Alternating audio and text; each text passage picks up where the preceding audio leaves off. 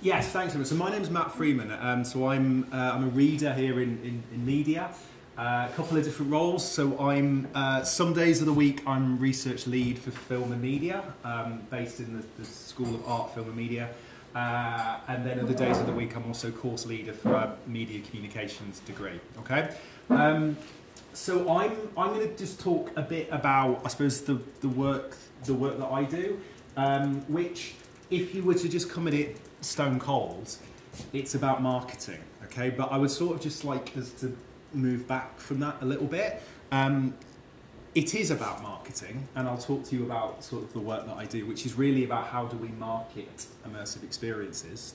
That's front and centre what it is, but equally that's actually not what it is at all. Actually what it is about how do we educate people around the brilliant thing that is immersive experiences. Okay, so was it a couple of years ago? I've lost track because of pandemics and stuff. I think it was a couple of years ago. I was doing various research. I was lucky enough to be kind of working on some big projects like Bristol and Bath Creative R&D, which is one of Bath Spa's, but also UE and Bristol's and Uni of Bath's kind of big creative industry HRC projects around emerging technologies and innovation and boosting the creative industries. I was lucky enough to get kind of other sort of pots of money as well. And my focus has always been around immersive audiences.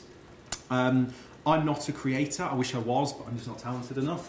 But what I am really interested in is audiences and media audiences, and how audiences use media and interact with media and engage with media, and how media designers or promoters or creators can go about really thinking quite strategically about what it is that they want their audiences to do, and how we design kind of media experiences for them in a way that kind of lays that out. So I got into immersive only really recently, to be honest. I'm not an expert by any means.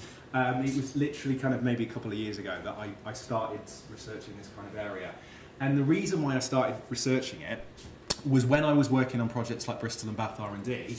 It's an R&D project, these sorts of things. So it's very much about investing in companies and investing in creatives who are doing really cool, amazing, interesting stuff with technology, and boosting the regional sector accordingly. Okay, which is brilliant. And when I was sort of working on that project, and I was kind of in some of those meetings and discussions, I was always slightly the cynic in the room, which was, yeah, this is great, but who's it for? You know, yes, we can go and spend 50k on this shiny VR thing, but who's it for? And who's going to engage with that? And how do you know that they're going to engage with it? And what's the point making it unless we know there's an audience for it? And once we've made a prototype, then what are we going to do? How are we going to scale that and turn it into something that lots and lots of people kind of want to engage with? And for me, the really obvious challenge around immersive tech is that it's just really hard to explain to people what it is. Okay, it's a bit like AI, I guess, and it's really hard to explain what it is. If you put on a VR headset and you engage with it, you get it. And usually what happens is you take the headset off and you go, that was brilliant, why didn't I try that 4 years ago? This is amazing, and it's awe-inspiring, and all of these kind of great emotions. But until you put that headset on, it's just somebody in a headset looking a bit silly, right? Is basically kind of what it is. It's not like a film where you can show the film and get a really clear sense of what the content is. And you know, if you kind of look at like different creative sectors, there's always this process of development for how do you actually tell new audiences what this thing is, and different sectors have kind of become increasingly good at it. You know, the video game industry has become increasingly good at explaining what a video game is without relying on people sitting and playing a video game. Okay, but if you think about it, when you see a trailer for a video game, very rarely is it just footage from the game, because the people who market this stuff know that actually that's not particularly engaging to people not playing the game. So they come up with other strategies to engage and communicate around it. It's the same with theatre. No one wants to watch a promo for theatre where people are sat in a theatre watching something. So they come up with more metaphorical, conceptual, engaging ways of getting that across, okay? Just because of the emerging nature of the immersive sector, I don't think we've got to that point yet. And I think where we are is essentially showing blokes in headsets is basically where it is. And I do use the word blokes deliberately. Okay, so there's a very gendered problem, I think, in terms of promotion and, you know, educating people around actually what these technologies are. Okay, so if you were to go on Google Images, for example, and just type VR or AR, these are the types of images that would come up basically. And if you look on, I don't know, VR Studio's website, or even if you look at the way that Oculus promotes the new headset, it's pretty much this stuff. It's a model who's usually male, standing, wearing a headset, doing this, and looking a little bit daft and a bit silly and as if they're about to run into a wall or something, okay? And maybe it's just me, but I don't find that engaging, okay? And I like immersive technologies, and I don't find that engaging. And more to the point, it doesn't tell me what it is, all right? And more to the point, it doesn't convince me to turn off Netflix and spend 300 quid on an Oculus. It doesn't tell me what's unique or distinct about these technologies, okay? So if you're someone who hasn't tried this stuff before, I don't think that this would be a particularly persuasive job of engaging that particular audience. So this is what I mean by it is marketing, but actually this is an educational thing. It's about educating people as to why they should care about this sort of stuff. So as I get through this talk, I'm going to keep flipping this round a little bit and thinking about education, okay? Because I genuinely think that, like, in terms of things like immersive learning and building, you know, immersive platforms, and people and students can sit in VR and they can learn together, like, that's brilliant and that's amazing, and I hope that one day we can all get to that particular point.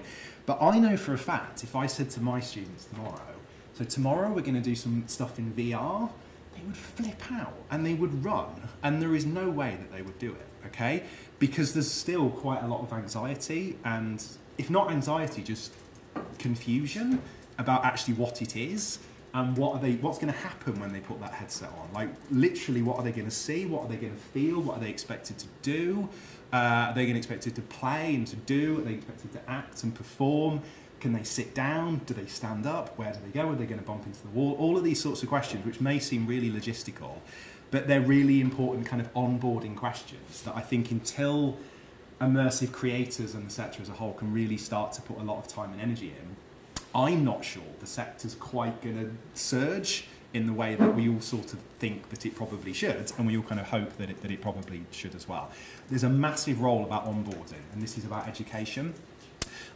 So, you know, and this is obvious if you think about it. Like, you know, the top image there is like, I can't remember what report that was in. It was like a StoryFutures report or something that was done about, like, key challenges in the immersive sector. You know, 3 of the 6 are basically to do with people don't know what the technology is. Like, it's really obvious that this is a problem. Understanding of the product, marketing, meeting expectations. Like, clearly there needs to be some onboarding here in terms of education. Okay, so, like, you know, there's a perception of what we think immersive is, and then there's the reality of, yeah, but what is it and what do I do with it? And is it a video game or is it not? And then even when I'm in it, what am I expected to do? Okay, so the work that I do is it's loosely called marketing because I have to call it something, and I suppose that's the business of it. But really, what I'm trying to do is to communicate and educate new audiences who have previously never really thought about immersive technologies as being for them, communicating and engaging those people. Okay, so this isn't a huge money-making thing. So this is a small company that I run. I think the university would quite like it to be a massive money-making thing, but that's not what it is, and that's not what I do at all. The people I work with have very, very tiny budgets, and whatever money comes in, frankly, goes into the university, and it's used for my time and everything else. The reason for doing what I do is essentially I think that it's really great that there's so much exciting, immersive, experimental work that is going on, particularly in the Southwest, which is brilliant. But actually the audience for that stuff is quite comparatively small. And if I can in any way support in terms of thinking, yeah, but how do you tell new people and how do we diversify the audience for immersive technologies and try and get across actually the magic of this stuff, then that would be something that's kind of worthwhile worthwhile doing. So what I'll do is I'll just run you through some of the research that I've done into this in terms of how do we understand the behaviours of immersive audiences? How do we understand the behaviours of audiences who have never done immersive before but have suddenly tried it?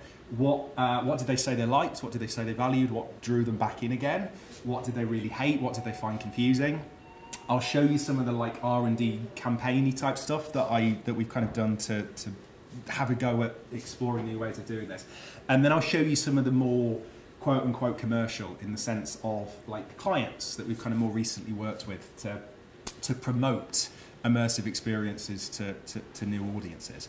So just to start then, this was just a blog that I read ages ago from the Bristol and Bath R&D website, and it was one of their research fellows talking about this idea that what often gets forgotten with technology is the way that it makes us feel. You know, so there's so much emphasis on technology with like functionality and what it can do, but actually what would be really, really cool to think about is actually what do different technologies make us feel and what's unique about that? You know, and this was just a blog that I hung on to for ages and ages, and it was like, you know, so if you're listening to an album on a vinyl, what emotions does that trigger in you by that particular, you know, platform, that particular form of media? How is that different to just listening to music on Spotify, for example? Like, you're listening to the same thing, but the format and the context of it can quite often trigger different emotions in you because the technology that you're consuming it through is different, okay? And I think that's absolutely the key to immersive learning as much as anything, right? Is that when you learn, the context that you learn in changes what you learn, basically. You know what I mean? So there's a very like famous like context effects theory thing, right? Which is like if you put a painting up in a museum and get people to look at it and comment on it and take it in, they will get a certain set of meanings from it. And then if you put the same painting in a classroom with white walls, for example, they will look at the painting and they'll get something completely different from it because the context has changed, okay? So in other words, how do people learn differently in an immersive environment to in a physical environment? What kind of emotions does that trigger?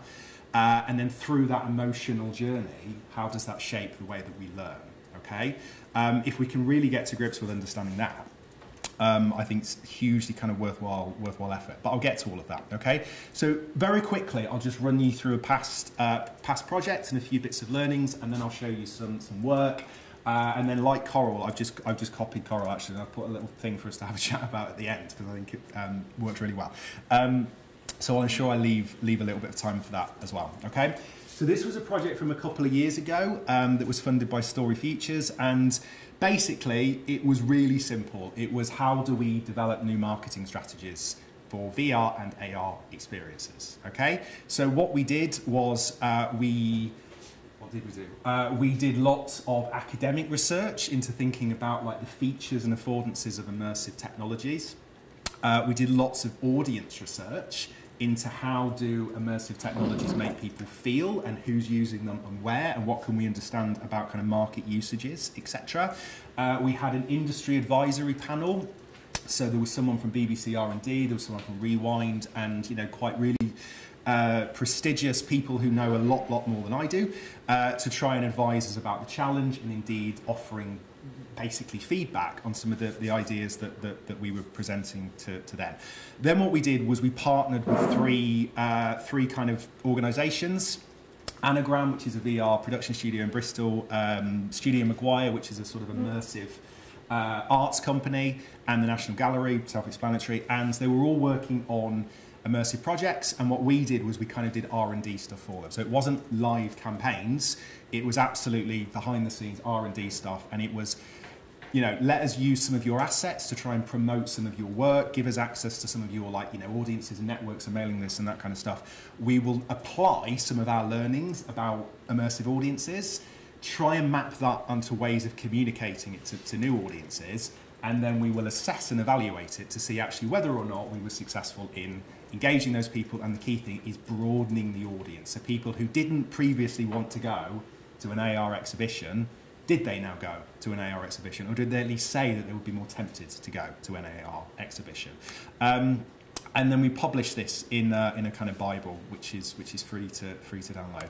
So just very quickly, 3 key learnings that we got from doing this. Okay, so this was all based on the audience research. So we did lots of like focus groups essentially. The key here is that all of the focus groups were with people who said they had never tried immersive technologies before. So there was a slight exception because, like, you know, things like AR filters on Facebook and stuff, I think everybody's tried that to some extent. But like beyond that, people who had never experienced immersive tech before, so had never played, let's say, an AR game, had certainly never put on a VR headset, okay?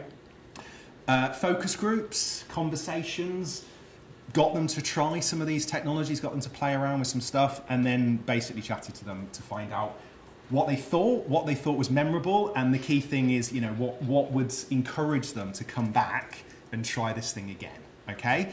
And the key thing was that nobody ever said technology. Nobody ever said technology. And yet, if you look at, you know, that stuff, you would think that the sell is the technology, because that's the only thing that's being promoted to you. Shiny new headset, shiny new phone. And nobody cares about this, okay? What people did care about was how these technologies made them feel. All right, that was always the thing. It was always about feeling.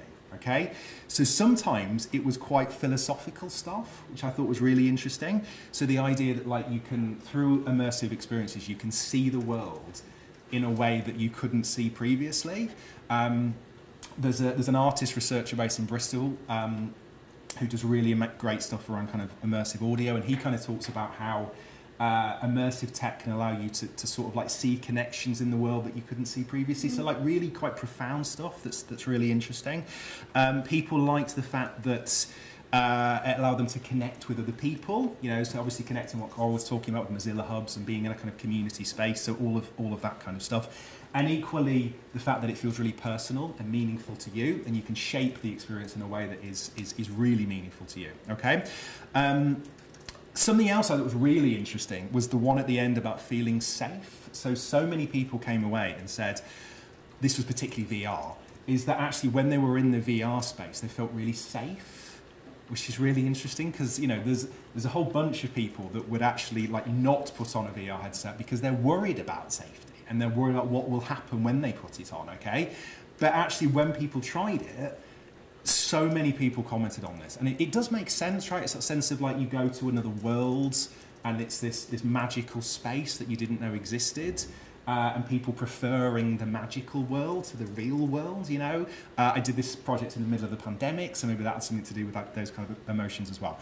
But I thought that was really, really interesting. And what I started to think about after that was, well, like, you know, when people sit on Netflix, would they say that like the beauty of this stuff is that it makes them feel safe? I don't think so. That they feel more engaged, that this has a sort of reality to it that goes beyond other forms of media? I don't think so. So what I started doing, the bits underneath are sort of like characteristics that people kept talking about. Like they liked the sort of weird, uncanny scale and space of these sorts of things. They said, I've never seen anything like that before, you know? They liked the fact that you could go up to stuff and touch it, or at least pretend that you could sort of touch it. The freedom, the sort of point of view that you can have in these sorts of spaces, etc. So that was all the audience research. People have never done this before. The next step was to then sort of take a sort of semiotics analysis approach to this. So in other words, what we did was we thought, right, if these are the features of immersive experiences that new audiences really value and it will get them to come back and do it again, then why don't we use the practice of semiotics, so signs and symbols and colours and letters and words, etc., to basically develop strategies, like visual communication strategies, to communicate those things and then experiment with whether or not they actually worked and whether people actually got that what we were trying to do was explain that this is an immersive experience through promotional material. And I'll show you some examples in a sec.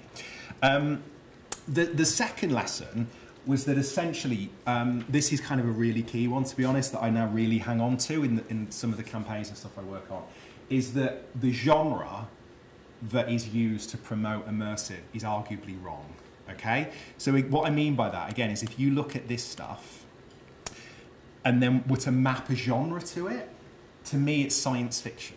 Okay, whether it's deliberate or not, I don't know. But it looks like science fiction. It looks like man of the future. Even the fact that it's blue and techie and alien-y, it looks a bit like Tom Cruise in Minority Report. It's that, okay? It's a very sort of like far off, alien, distant kind of science fiction concept. And obviously we get why they do that, because it's like, well, this is future technology, it's emerging, it's this amazing new kind of innovative thing on the horizon.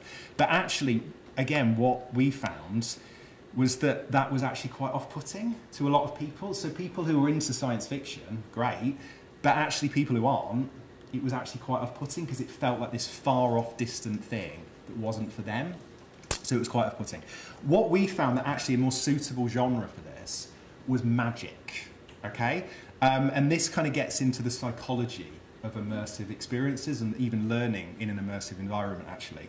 So the best analogy I've got, this was shared with me by one of the psychologists I worked with on an earlier project, and I just think it's brilliant, is that there is a reason why when we are first teaching our children to read, we give them a pop-up book, okay? The reason why we do that, the reason why that's a thing, is there's a sense of awe and magic about it. You know, you are looking at a page and you think you are understanding the world. You can see that thing that's in front of you, right? And you can make sense of it. And then you you lift up that flap, and there is something behind it, and it changes everything, and it blows your mind. And then you get to look at your small child's face, and that just blows up with awe and wonder and glee, okay? That, we discovered, and there's a lot of psychology research out there that really backs this up, is in many ways the psychological joy of an immersive experience. That sense of, we think we're making sense of reality, we think it's this, and we're fine with that. And then actually what these technologies do, whether it's VR or AR in slightly different ways, is they add a layer over the top that is like the equivalent of that lifting up of the pop-up book and revealing something new in the world that we couldn't see previously. And the joy, whether you're a 2-year-old or a 40-year-old, whoever, the joy that brings, okay? It's the same then if you watch a magician pull a bunny out of a hat. You think you know what's going on here, and then there's that joy of them revealing something new in the world, okay? So if that's the psychology behind this, or at least to some extent, then we thought, why don't we just use the semiotics of magic to try and get this across? So in other words, we just ripped off Harry Potter, basically. So lots of magical portals into impossible spaces, lots of like blending realities over the top, and worlds within worlds within worlds, and any kind of visual signifier that we could think of to get across the concept of magic, which incidentally is much more accessible and much more familiar to a wider range of audiences. Again, pop-up books to magicians to stage plays, whatever it might be, everybody gets magic to some extent. And again, I'll show you some examples in a sec. Third little key tip we learned was that if we're communicating to audiences about why they should care about immersive tech, then what you can do is we can try and sustain that psychological joy for a longer period of time. And it's one of the things that makes these technologies distinct, okay? So think about it. You watch a film and you get the pleasure of watching a film for 2 hours, and then it ends, okay? Or same with theatre or games, etc., okay? If the joy of immersion, if the thing that distinguishes it from other forms of media or culture, entertainment, etc., is about that psychological immersion, that transformation that you go through in your head, then what we can do is we can use communication as a way of sustaining those emotions and that psychology for a longer period of time. So in other words, use marketing, quote-unquote marketing materials to allow people to recapture the sense of immersion that they had during the actual VR thing or the actual AR thing in particular. So in other words, how can we use bits of AR or bits of social media or even just bits of print materials, whatever it might be, that is underpinned by these kind of emotional joys? Like, this is the thing, it doesn't have to be a techie thing. If one of the earliest forms of this is a pop-up book, that's a piece of paper. So how else can we kind of replicate some of these experiences? So I'll show you an example. So this was one of the R&D projects that we worked on. So this was Studio McGuire's The Invited. So The Invited is a Creative XR funded prototype from 2020, I think it was. It's basically an AR adaptation of Dracula. Simple as that, okay? It is more complicated than that. Studio McGuire are these incredibly talented kirigami artists, so they produce these kind of ornate pop-up kirigami books, okay? So for this project, they produced this beautiful kirigami book of the Dracula story. So it's kind of like got Dracula's castle and it pops up. I'll show you a quick video in a second. And then when you point a device or a phone or a tablet or over something, there's a kind of AR layer that comes over the top and it brings the story to life, and you know, bats are shooting out and all sorts of stuff. So what I'll do is I'll just quickly show you a really clunky, crappy walkthrough video that just shows some of the bits of sort of R&D materials and stuff that we did. It's got my voiceover at the top, which is really cringy, but like it just sort of talks through what we were trying to do with it. And then I'll show you the key thing was when we then tested it on audiences, what did we learn? Because that was the key thing, to be honest. But this was the project.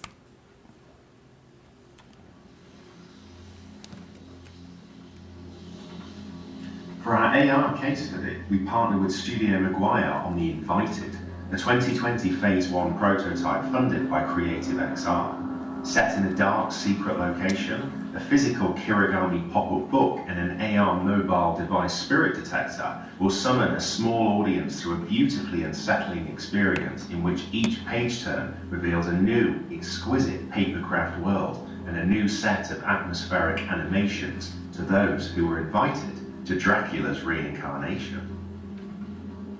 Davey and Kristen McGuire are multi-award-winning multimedia artists, renowned for their idiosyncratic experiments in digital projection and storytelling. Combining physical installations and virtual experiences, they create delicate and exquisitely crafted worlds full of visual wonder. Research suggests that VR and AR are not markedly different in terms of current sites of audience engagement. Both technologies are most popular in the home amongst younger audiences, and as of 2020, both VR and AR are most commonly consumed outside of the home amongst audiences over the age of 25, a statistic that likely reflects the headset manufacturers' current marketing approaches and the gaming audience. While the market for temporary events, installations, art galleries and museums predicated on AR is currently comparatively small, research also indicates that there is a small but thriving market for temporary events, installations, art galleries and museums that are predicated on VR technology. As such, and in order to broaden the audience for AR experiences, it was key to promote The Invited with the aura of magical worlds that audiences may well associate with VR, albeit communicating the power of AR to reveal new layers of magic within our own world. The Visible to Some campaign centres around the universal idea that Dracula was never just a story, but instead a warning from the pages of history about the evils that plague our lives. The campaign sets up a mystery about what Dracula needs to bring himself back to life, with the promotional materials luring audiences through 4 phases of immersion: seeing, revealing, becoming, and entering. The original theme of the Dracula novel, that we need both contemporary science and ancient knowledge together, is reimagined here as the answer to that mystery. That is, the secret to Dracula's reincarnation rests in the marrying of a finely crafted kirigami book and the digital technologies of our modern world. The everyday miracle of the campaign is therefore rooted in making dark magic real again, with its secrets hidden inside the ornate world of kirigami, a world that may well only be truly visible by the lens of the digital. Our central promotional image was inspired by the world of immersive theatre and escape rooms, trapping the audience inside the kirigami world of The Invited, which equally serves to communicate the experience as being a social activity. For the awareness phase, we created social media posts for a designated Facebook page. Altogether, the social media is focused on the first of our 4 immersive phases, seeing, with content setting up the mystery of what Dracula needs to bring himself back to life. We adopted the logic that the short fiction immersive format is perhaps best characterised as akin to being immersed in a great book. Hence our captions are based on the evocative language of the original Dracula novel, notably quotes that hint at the campaign's central mystery. For the consideration phase, we built the invited.co.uk, a website designed to continue to guide audiences through an immersive journey. The website is structured around our 4 immersive phases: see, reveal, enter and become, For example, visitors are invited to delve into the secrets of Dracula's long-forgotten reincarnation, with hidden text, animations, QR codes and riddles revealing new parts of the Dracula myth. For the decision phase, we produced a mixed media invitation letter, taking the form of an original backlight sleeve, inside which is a card that features a QR code that opens a video, itself written as if by the hand of Dracula himself. The video solves the campaign's central mystery, revealing that Dracula's reincarnation rests in the marrying of the Kirigami book with the AR technology. These materials focus on the penultimate stage of our immersive journey, entering, leading to the final phase that focuses on approaches to becoming. And for the satisfaction and loyalty phase, we produce post-experience promotional content that aims to keep audiences feeling immersed in the unique emotional sensations of the invited long after the experience itself has ended. Applying our after-effect principles of mood, memory and merging, firstly, a thank you video bottles the mood change of the invited in a single image, with the experience's AR assets bleeding into our own world. Secondly, an AR-enhanced filter rekindles the audience's memory of the invited by allowing them themselves to go back inside the Kirigami world. That's enough of that. So you kind of get the idea, right? Is that we were just absolutely just experimenting with different ways of doing this. It's funny, like in some ways this should have been really easy to market because it's an adaptation of Dracula, but like it was still incredibly difficult to get across. If anything, that made it harder because there were like audiences were like, yeah, but I can just go and watch Dracula. It's on Netflix. Like, why do I need this? You know? So it's like, actually, what makes this thing unique and different, and why should they care? So really kind of experimental stuff. So the sort of poster image that you sort of mentioned there, like thinking about different places we can look to engage different audiences in slightly different ways. So like even like simple little tricks like using bits of animation became a way of getting across AR in a way that was more engaging than somebody on a phone, for example. Or looking to the world of immersive theatre, which was like the black and white image on the opposite side, of a way of like, you know, that sector seems to have slightly more advanced ways of communicating the experience of these sorts of things. We did lots of testing. And basically like mocked up loads of images and tested lots and lots of different things and stuff. And that actually kind of worked the best, you know. So in terms of a wide audience, you know, really diverse audience, getting people to click on it, but most importantly, people getting that this was an immersive experience of some kind was particularly effective. But it was really inspired by some of those earlier audience research things like scale and space and distortions between big and small, for example, and point of view and proximity, so on and so forth. The magic thing that I mentioned, again, it's just Harry Potter, basically. So like, you know, having layered realities on top of each other and portals that are opening up and revealing another world inside of something else. Or yeah, literally layering stuff on, or windows or mirrors that open up into portals. Quite literally smoke and mirrors, quite sometimes, you know, in some instances, okay? Again, based on testing, seems to get across the emotion of this sort of stuff quite well. But obviously it's very much dependent on linking it to the actual project. And then that idea of extending the experience. So the invited was a live experience. People had to physically go somewhere to experience this thing. So like mocking up like an AR filter that's obviously on your phone, and then people, it's almost like rekindle the psychological experience of what it's like to be back in that particular experience. That kind of stuff. So what did we learn from doing this? So we did an evaluation of it, and there was 3 key questions that we were really, really interested in. Okay, so we made a whole bunch of videos, which you saw in the little walkthrough thing. We were particularly, I mean, you can see this. So you know, which of the videos, each experimenting with different kind of approaches, which ones were clicked the most. Simple as that in the first instance, okay? And how did that map onto different demographics? We were also interested in the website that we built, and the question we were interested in here is, did people get it? Do you know what I mean? Like, did they think that it was an immersive experience, or did they think that it was a book or a game or something else? Like, literally, was it clear what the thing actually was in the first place? And then the third one was about familiarity with XR technologies, and whether or not that had any bearing on whether people engaged with this kind of promotional stuff or not. You know, so did it work better on people who knew this stuff already, or the other way around? So just some kind of key learning type stuff. So some of it's just to do with like form and platforms and designs and semiotics. Some of it's to do with language and various kind of, you know, different sort of approaches. So things like, you know, filters and digital layering became quite an effective way of getting across AR, and people got what it was, but the problem was that it tended to appeal much more to younger male audiences than it did to sort of anybody else. Balancing it out then with slightly more magic orientated aesthetics became a way of diversifying it in a way that still kind of got across the heart of what people were going to feel in these sorts of experiences. Just really interesting random stuff to do with like just static images not working, which is interesting, okay, and actually the importance of a moving image and animation and filters to engage people around immersive was a really simple thing, but was really kind of quite striking.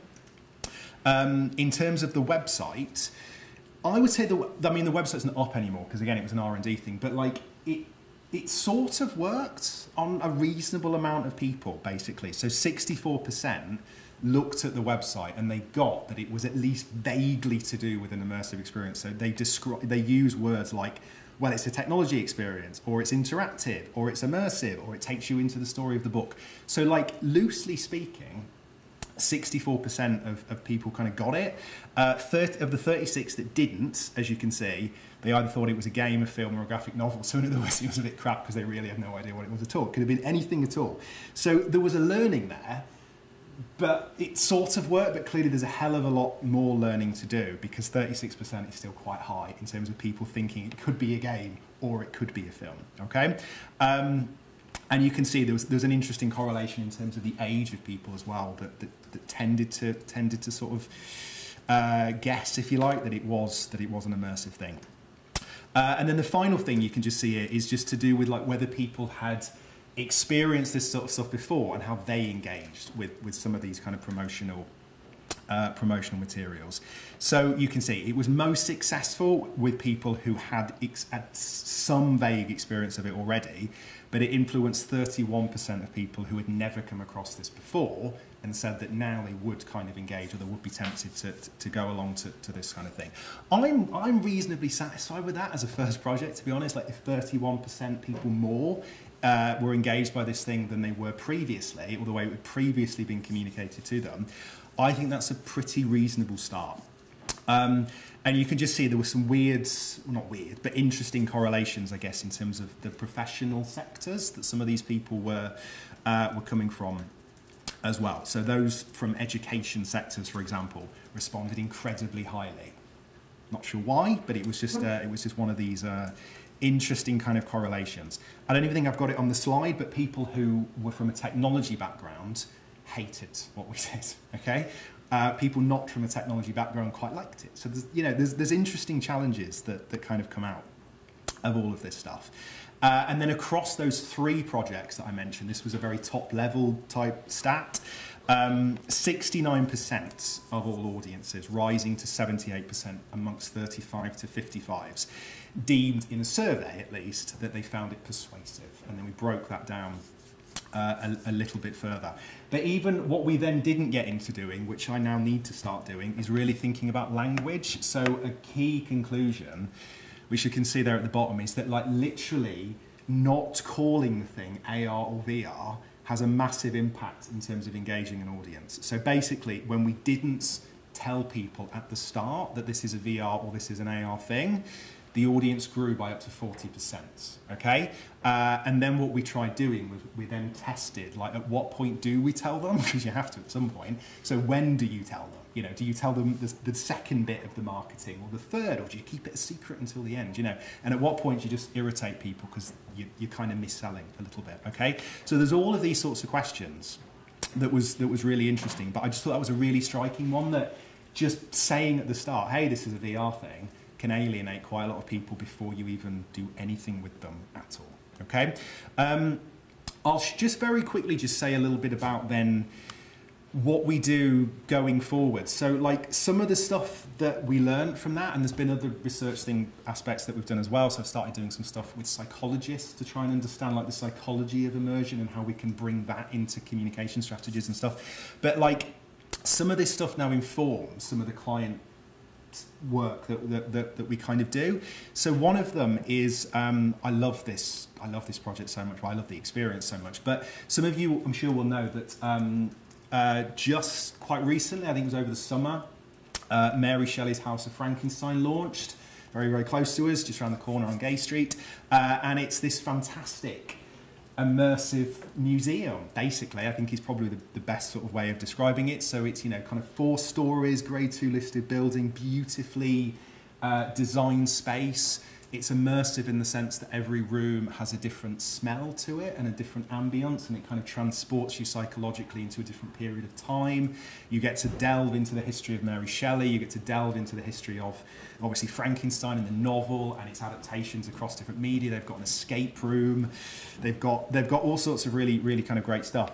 But they had a similar challenge a little bit, which is how do you tell people what it is? Basically, because it's an immersive museum. Like, what is that? You know, it's a very kind of similar challenge. So, I very, very luckily have had the opportunity to sort of work with them and try and apply some of this kind of thinking, and it should just start to ring a bell a little bit. So, the importance of animation to get across this kind of stuff, you know. We started doing some AR stuff where this was kind of about accessibility as much as anything. So this was about how do we bring the psychological experience of the house out of the house, okay? And obviously I interpret that in a kind of marketing context. So it's about, you know, creating content that gets across what this particular experience actually is. So we kind of like pulled out, you know, some of the artwork from House of Frankenstein, some of the key assets. We've kind of got like AR storybooks that kind of open in front of you, and you can listen to the voice of, or like the ghost of Mary Shelley talking to you about her experiences in the 1800s, etc. And just creating that as a sort of, you know, web AR experience a little bit. How am I doing for time? I think I'm okay. We also, I'm not going to have the sound on this because it'd be really pointless. But we did a sort of binaural sound promo video for them, which obviously you can only really get the benefit of if you've kind of got headphones on. But the idea, this is a sort of social media promo video where what we were trying to do was just do something that's really like familiar and recognizable to people, that kind of gets across how people are going to feel when they're in this house. And obviously the key emotion here is horror, right? You know, in fear and terror, you know. And one of the big attractions of this thing is they've got this like 8-foot amazing Frankenstein's monster that when you look at it, like its eyes are following you across the room and it's breathing in and out and it's slightly terrifying and it's brilliant, right? And so much of the house is about fear and terror, and then you've got like weird sounds and smells and ambiences which are kind of adding to those particular emotions. So it's like, well, let's try and sort of pull that sort of stuff out in a really kind of recognizable way.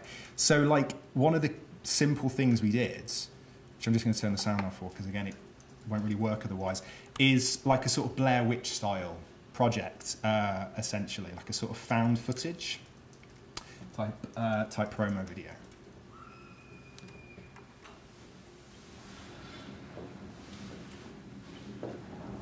So if you imagine that you've got this on with headphones and the sound is all around you and you can hear screams in one ear and screams out of another and stairs clunkering over here and jump cuts everywhere, and you can start to hear Frankenstein's monster breathing on the back of your neck, but you're not quite sure and you want to turn around to listen to him. That's kind of the sort of emotion that we were sort of going for. So in other words, putting emotion first, not putting technology first. What is it that people are going to feel during these experiences? And something, just a couple of key things that I guess we learned that I think are really super relevant in terms of a kind of educational learning type scenario is how to then engage wider audiences around these technologies. And I actually think the learnings here are pretty much the same, to be honest, like whether it's a marketing campaign or whether it's you're engaging students in a kind of immersive learning scenario, which is blends the immersive tech into the familiar and to the everyday, basically, you know? So again, maybe it's just my students, but like if I asked my students to put on a VR headset and do a seminar with me, they would run a mile. I just know they would, okay? But actually, I think that's true for a lot of students and a lot of people because it's the fear of the unknown a little bit, you know? And actually blending the new and the innovative and the exciting into what people already know and what is really familiar and accessible to people on a really kind of everyday level, I think would be a really useful learning to think about in terms of designing kind of immersive learning experiences. So again, you know, for us with Frankenstein, it was what's really familiar. Most people don't know what an immersive museum is. I don't know what an immersive museum is, and I've been to the immersive museum, right? So in terms of opening that out, rather than say, oh, it's an immersive museum, like that's really new. And again, will be a bit like the alien sci-fi concept. It's not for me, it's a bit weird, I don't really know what it is. Whereas blending that into the familiar, so like for us, it was, okay, Blair Witch. Everyone knows Blair Witch and found footage aesthetics, etc. And utilising that kind of familiarity, I think was a really kind of key kind of learning thing. And equally for us, it was about pulling out emotion, as I said, and the themes that are really relevant. Most people aren't going to connect with the idea of an immersive museum. Some people will, but a lot of people won't. Whereas what people are really going to connect with, I think, and we did research to sort of look into this, was, well, what's the contemporary relevance of Frankenstein? You know, Frankenstein is a story that is about alienation and it's about feeling disconnected from the world around you. If you delve into the history of Mary Shelley, you realise that she had this really kind of difficult life. You realise that her brilliant novel was dismissed by all of the critics of the day because she was a woman. Like, all of this stuff is talked about in the experience, like at the attraction. Let's pull that out. So some of the AR stuff that we did was really focusing on that stuff and kind of social inequality and feeling disconnected from your world and that sort of stuff. So pulling out what is like emotionally relevant and engaging to particular audiences. And equally giving people what they wanted. So a lot of the work that I do, I go and do audience research first, and then obviously base it off of that, which is really, really key. And when I was trying to figure out how to promote this, people kept saying, well, I really like the idea of this attraction because you're going to bring this book to life. You know, you're going to have this monster that comes alive in front of me, and you're going to have sounds and smells, and you're going to bring this kind of very old book from 1818 to life. That's what immersive tech can do, isn't it? It can literally bring stuff to life. It can take stuff that's flat and then add a layer over it. So it's super obvious when you sort of think about it. So again, for immersive learning, it's like, well, what's flat? What's two-dimensional in terms of how we engage students and how we teach? How can we bring things to life? Literally kind of bring stuff to life. Final thing I'll show you then is me then taking this in an even more different sort of context, but actually hopefully what you'll see is it's based rather on exactly the same concepts and ideas and thinking and research. So about 6 months ago, a few people across the university asked whether I would be interested in thinking about marketing for the university and whether this kind of immersive logic could be useful. And then I do what I always do, which is I just go, yeah, and then immediately regret it. And I ended up in this project where I was doing bastard marketing basically for a short period of time and way out of my depth and trying to get something done quite quickly with not enough money and not enough time and not enough resource. You know what it's like. And anyway, what we ended up with was a kind of proof of concept augmented reality campus tour, which is now live. So it's live as an app on the App Store and the Play Store. My hope is that we can evaluate it and see whether people like it and what worked about it, and then potentially do like a phase 2 and kind of scale it a little bit. But it was basically inspired by some of this thinking about like, what is the magic of immersive? What can it do that other forms of media can't? And this is absolutely an educational project because this was about trying to educate people as they were coming to the university and trying to communicate certain messages, okay? it works during the open days or the offer hold days, whatever they're called. So as applicants are kind of coming to the university over the coming months for kind of, you know, sessions and lectures and workshops and that sort of stuff, the way that it works is people can download an app, and they can, as they're doing their campus tour, they can do this, and they can have this AR, this kind of AR edition that sort of that plays over the top. So I'll just quickly say a few things about it in terms of how we did it, and then I'll show you a sort of video that just that's a bit of a walkthrough that's slightly less painful than the first one. So, you know, the key thing was audience research and psychology research, to be honest. So like did lots of research talking to students and focus groups, and what kind of technologies and platforms are 17 and 18-year-olds actually using, and what are they familiar with. So like originally at the start, nobody said to me, go and do an AR tour. That was kind of the end result. It was go and think about immersive marketing and how it could be applied. So there was various ideas sort of floating around. And people were like, why don't you do a VR thing? And I'm like, well, yeah, give me loads of money, maybe, and a load of headsets, maybe, but we can't really do that. So what could we do? And obviously, you know, thinking about what's really accessible for people, AR is much more accessible and easy to use because you can just use your phone, obviously. The familiarity that comes with AR as well because of filters, etc. So it's hopefully not going to be too alienating to people as they come in and go, what the hell is this thing? There is a degree of familiarity already. So again, you can start to see familiarity every day, what kind of matters to people as it was. Did lots of audience research with students, which was basically, so when you came to an open day, what would you have liked to have done or seen or known that you didn't? And then I started to think about how could we use AR as a way of showing that, essentially. And what a lot of people said was, well, it'd be really great to see more of the work that students do, but not in a kind of like professionally orchestrated, overly polished, here's the show reel type thing, but something that was a little bit more playful and a little bit more personal and a little bit more independent, that allowed people to kind of just experience and navigate this work and literally immerse themselves in it in a slightly more one-to-one, less orchestrated way that would allow them to see themselves doing this work going forward. And there was like quite practical things as well. It'd be really great to be able to see what's inside our student accommodation, for example, which we can't do for COVID reasons and obviously practical stuff. So it's like, okay, how can we use AR as a way of addressing some of this and hopefully make it quite fun and dynamic? And equally, we then had to think about like university brand messages and how AR as a technology maps on to some of this sort of stuff, right?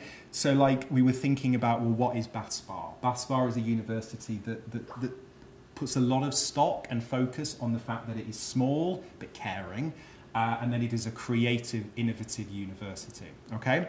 So we started thinking about ways of getting that message across in a more kind of playful, creative way. And then I did what I always do, is I talk about Doctor Who, and I'm like, well, wouldn't it be great if we think of, I am going somewhere with this, if we think about Bath-Spa as like a TARDIS. It's really small, but it's bigger on the inside, okay? And it's like, it's that idea that the university is more than you can see with your own eyes, okay? So this came out of, again, talking to students and the idea that actually what a university experience is a hell of a lot more than brick and mortar. It's a hell of a lot more than, you know, a space, a building, some projectors. It's a hell of a lot more than lecturers and talks, actually. The university experience is about networking, and it's about opportunities, and it's about sharing, and it's about collaboration, and it's about all of that slightly invisible stuff that you don't really know you're going to get or do or feel or think until you're actually at the university. It's quite hard to say it during an open day and allow people to experience it. So like using that concept of AR can be a way of showing that the university is more than you can see, or bringing it to life and adding an extra layer over the top. So I'll show you the walkthrough in a second, actually, because I'm conscious of time. I'll have to draw it to a close, actually. But we had things like our Pro-Vice Chancellor popping out of a poster as you arrive. We had student work that kind of appears that you can kind of step into. We allow you to sort of like walk into different spaces and different parts of the university as like 360 spheres. We did 180 and 360 shots of things like TV studios and dance studios. So as you, rather than just look at an empty dance studio, so that's very nice and there's some lights and stuff, allow people to step into it while it's being used. So you can really get a feel of, okay, this is what it's going to feel like and this is what I'm going to do. So again, it's that idea of the AR, the immersive tech, it's like the pop-up book. It's adding the layer of magic over the top, allowing you to see and reveal something that you couldn't see previously. And then the practical stuff of let's do 360 shots of student accommodation and allow people to wander into it, basically. So to end then, I'll show you this video that is basically just a recording of as you walk around the campus and you point your phone at this stuff. This is what you see. I'm Sally Robinson. I'm an indie folk singer-songwriter. I am based in Cardiff. I play the guitar and I sing. And I'm 22.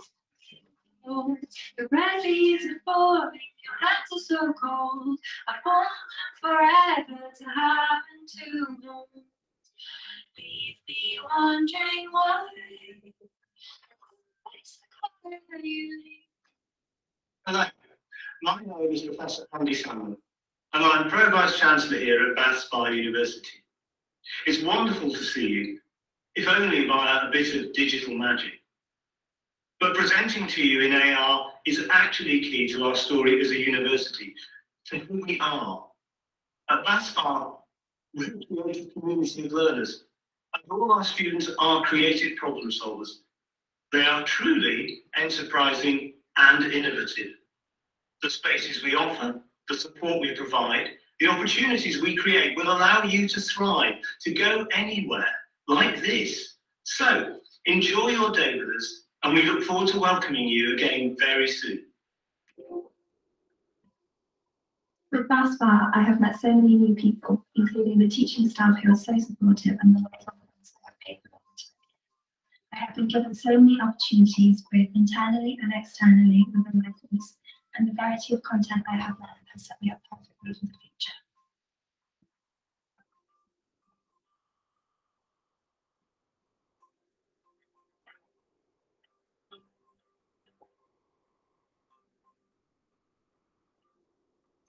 With Bath Spa, I have achieved the best grades I've ever achieved in my education, and I put this down to the big rules of tutors.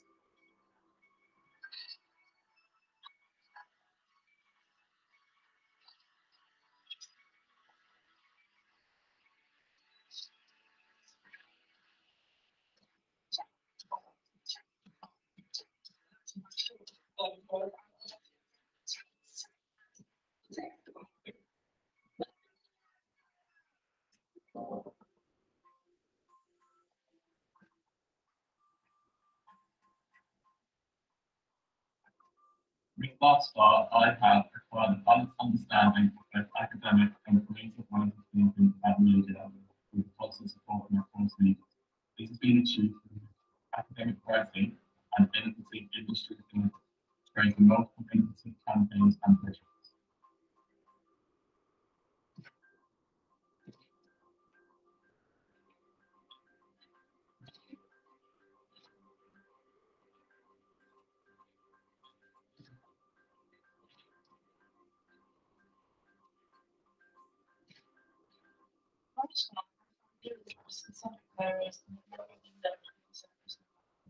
All I can do is reach architecture and help me do just that.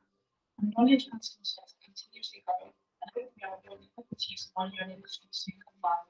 The opportunities they offer are one surrounding things, such as StoryFutures, which is a works for powerful opportunity. Another reason I chose to send that.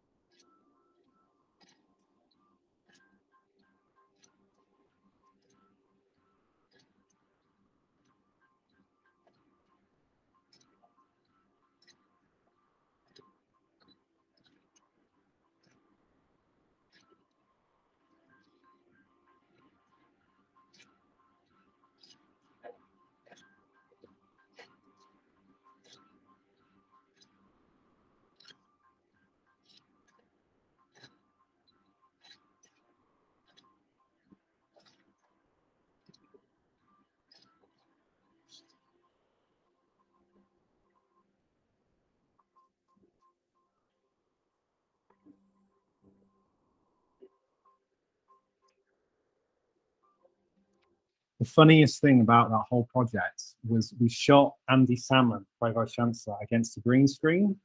And I gave him a script and I gave him lots of notes and lots of pointers. The one thing I didn't tell him was I didn't comment on what he was wearing.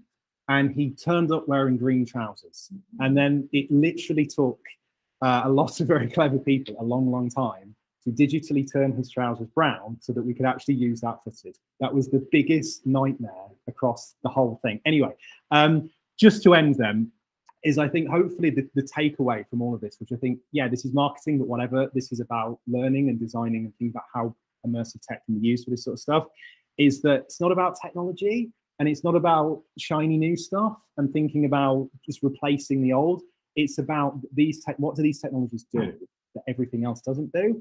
And it's absolutely about emotion. These things can change the way we see the world. They can change the way that we feel. They have a really profound, magic-orientated ability to allow us to open our eyes and think in new, profound ways. And of course, if you're encouraging a learning environment out of that, think about what we can achieve. So that has to be front and center. When engaging audiences, we need to focus on emotional experiences and how do we design, as teachers, as educators, how do we design those experiences so that we can inspire these magic-orientated new ways of thinking about the world. That's how I think about this. I'll leave it there because I've spoken an awful long time. So thank you very much.